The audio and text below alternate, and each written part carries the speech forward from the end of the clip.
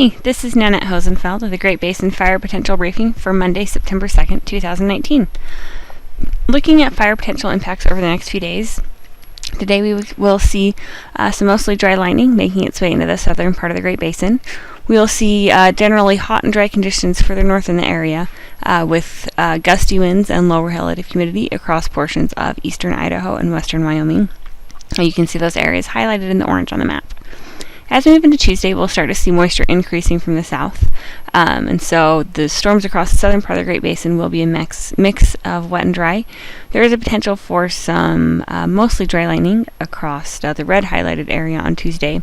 And then as we move into Wednesday, that moisture will continue to push further north, expanding the area of thunderstorms that we are expecting on Wednesday. Across the southern part of the area, those storms will trend wetter with the potential for some dry lightning along the periphery of that moisture surge on Wednesday. Over the past 24 hours, there's really not much in the way of precipitation across the Great Basin. Just some precipitation across far southern Nevada and some lightning across far southern Nevada as well. We have seen an uptick in activity across the Great Basin with the recent round of lightning. Over the past 7 days, things have been really dry across the Great Basin.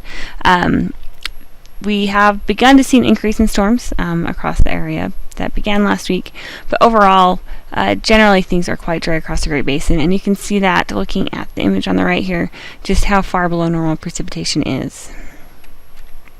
ERCs are abnormally high across the area. You can see many areas in that 90 to 96 percentile, which really is unusual for the beginning of September. So really unusually high ERCs with the hot and dry weather that we have seen across the Great Basin.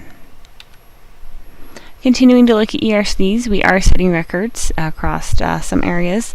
You can see GB31, which is in southeastern Utah, is setting records for ERCs. And GB15, which is in central Nevada, is above normal, not quite in record territory, but generally across much of the Great Basin, we are well above normal as far as ERCs go.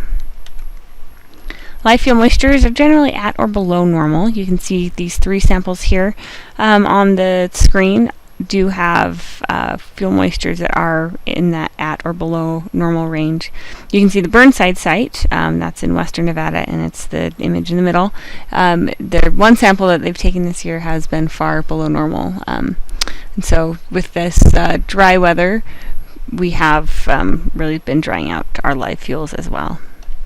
And then finally taking a look at our 10-hour fuel moistures. Those are also quite low. You can see some very dry 10-hour fuel moistures across much of Nevada and western and southern Utah into the Arizona Strip. Satellite this morning shows high pressure across the Four Corners region with some moisture moving up into the southern part of the Great Basin. You can see the reds, yellows, and white on the map. That's some moisture and some clouds moving up into the area. For today, on that map on the left, you can see the moisture that we are expecting to move into the area that will bring us the lightning concerns. And on our significant fire potential map, we are highlighting that risk for dry lightning. There's also concern again about the winds today across portions of Idaho and Wyoming, and you can see those highlighted on the map. Continuing to look at Monday in a little more detail, the image on the left shows those areas that we are expecting to see the showers and thunderstorms. And so generally across the southern part of the Great Basin is where we will see those storms develop this afternoon. Relative humidity will begin to come up this afternoon with that moisture increase. Looking at the winds for this afternoon, you can see those gusty winds expected across portions of Idaho and western Wyoming. Generally in the 30-35 mile an hour range expected this afternoon. As we move into Tuesday, that moisture will continue to increase to the north across the Great Basin. Some of those PSAs across the southern part of the area turning yellow with the moisture that we're expecting today, and that dry lightning threat shifting north, a little further north into the Great Basin today, or on Tuesday. Looking at Tuesday in more detail, that image on the left shows the precipitation forecast, and you can see better coverage of those storms into central Nevada, west central Utah, and relative humidities will continue to increase across the Great Basin Tuesday with that moisture surge. And then looking at our winds, that's our animated image on the left, much lighter winds expected on Tuesday. As we move into Wednesday, again, that moisture surge continuing to push northward, and so the main focus for that dry lightning on Wednesday will be across portions of northeastern Nevada, extreme southern Idaho, and into northern and northeastern Utah. You can see from that precipitation image on the left, again, those general areas where we are expecting those storms to develop. And again, as you go south into the Great Basin, the moisture will increase. The image on the right shows the forecast relative humidities, and those will come up quite a bit between Monday and Wednesday. And then finally, the image on the left showing those winds generally below 30 miles an hour across the Great Basin. We could see some gustier winds around thunderstorms. So over the next 3 days, definitely an increase in precipitation expected. Definite change in the weather pattern from what we've been seeing. It looks like our greatest precipitation accumulations over the next 3 days is expected to be across the higher terrain of central Nevada and into southern Utah. As we move into Thursday, that moisture hangs on. We will expect to see more convection, some more showers and thunderstorms developing Thursday across the area. But as that moisture deepens, the majority of these storms will be wet. Moving into Friday, we start to see some drier air pushing into the western and northern parts of the Great Basin. So looking at Thursday and Friday as far as precipitation, you can see, again, a pretty good focus across the northern part of the area, but into the higher terrain of central and southern Utah with that precipitation in the Thursday to Friday time period.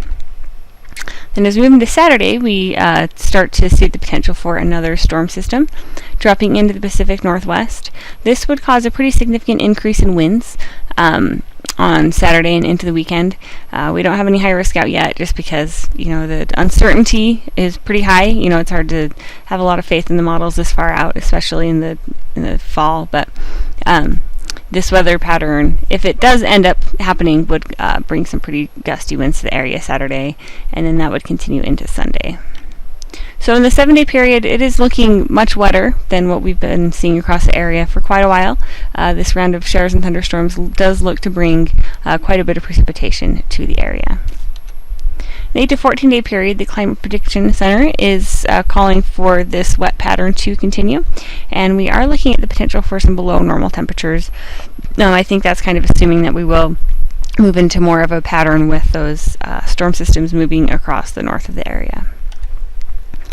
If you have any questions, please feel free to contact us. Thanks.